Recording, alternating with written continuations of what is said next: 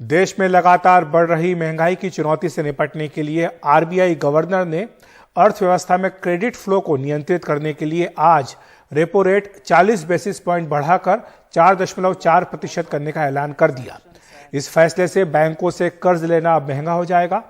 RBI ने यह फैसला रूस यूक्रेन युद्ध को लेकर बढ़ रही अनिश्चितता, रूस पर लगे प्रतिबंधों की वजह से कच्चे तेल की बढ़ी कीमतें और खाने पीने के अंतर्राष्ट्रीय बाजार में बढ़ रही उथल पुथल को देखते हुए किया है। आरबीआई गवर्नर ने आशंका जताई कि महंगाई अभी ऊंचे स्तर पर बने रहेगी। आरबीआई के ऐलान के बाद सेंसेक्स में भारी गिरावट देखी गई। सेंसेक्स 1300 अंकों से ज्यादा नीचे तक चला गया। निफ्टी में भी करीब 400 अंकों की गिरावट दर्ज की गई।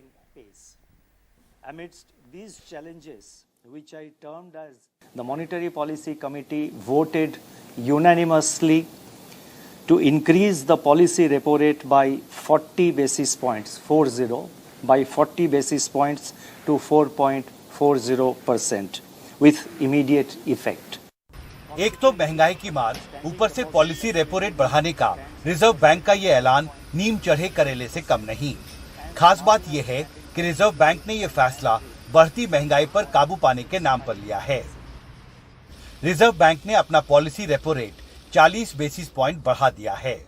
रेपो रेट यानी वो रेट जिस पर रिजर्व बैंक अन्य बैंकों को क्रेडिट मुहैया कराता है। बैंकों को कर्ज महंगा मिलेगा तो वो ग्राहकों को भी कर्ज महंगा ही देंगे। अर्थव्यवस्था में नकदी पर नियंत्रण रखने के मकसद से ये दरें बढ़ाई गई हैं। इसके बाद अब होम लोन या अन्य तरह के लोन की ब्याज दरें बढ़नी भी तय हैं।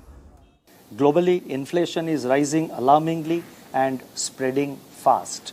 Global crude prices, that is crude oil prices, are ruling above $100 per barrel, and they remain volatile. Global food prices touched a new record in March and have firmed up even further since then. Inflation-sensitive items relevant to India, such as edible oils, are facing shortages due to conflict in Europe and export ban by key producers.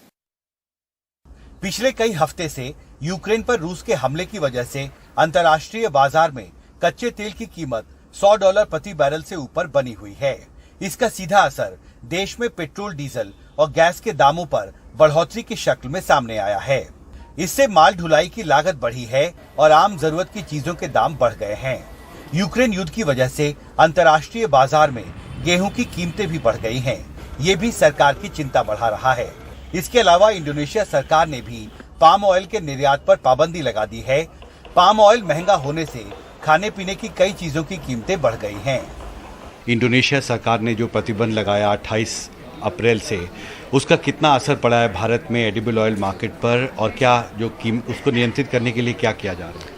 कुछ तेल हैं जो domestic तेल हैं, उनके दाम इस period में गिरे भी हैं, और कुछ जो पाम ऑयल ख़ास तौर से वहाँ से आता था, उसका चूंकि स्टॉक्स अवेलेबल था तो उसके दाम के ऊपर ज़्यादा फर्क नहीं पड़ा है। और अब हमें उम्मीद है कि इंडोनेशिया का वो बैन टेम्परेरी था, वो ख़त्म हो जाएगा और ऑयल के प्राइसेस फिर गिरने की तरफ जाएंगे। यूक्रेन युद्ध के कारण गेहूं की सरकारी खरीद पर भी असर पड़ा है। केंद्रीय खाद्य सचिव ने एनडीटीवी को बताया कि मौजूदा फसल सत्र में तेज गर्मी के कारण पहले ही गेहूं का उत्पादन करीब 60 लाख टन कम हो सकता है। ऊपर से सरकारी खरीद भी कम हो रही है क्योंकि किसानों ने ऊंची दरों पर गेहूं सीधे प्राइवेट ट्रेडर्स को बेच दिया है।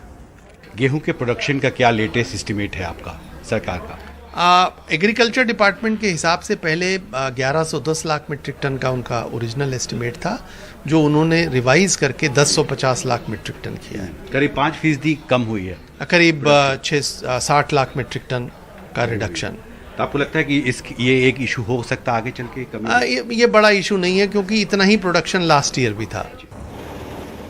हालांकि खाद्य सचिव ने साफ किया कि गेहूं के निर्यात को किसी भी तरह से नियंत्रित करने की कोई योजना नहीं है।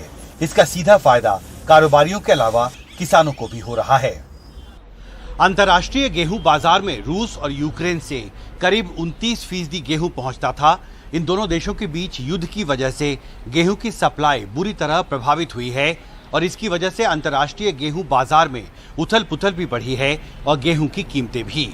इसका असर भारत में गेहूं के बाजार पर भी पड़ा है। अब सरकार को उम्मीद है कि जून से जब अर्जेंटीना और ऑस्ट्रेलिया जैसे देशों से गेहूं का नया स्टॉक पहुंचेगा तो इससे बाजार में उथल-पुथल कम होगी और कीमतों को नियंत्रित करना भी आसान होगा। दिल्ली से कैमरा पर्सन पूजा आर्या के साथ हिमांशु शेखर, एनडीटीवी इंडिया।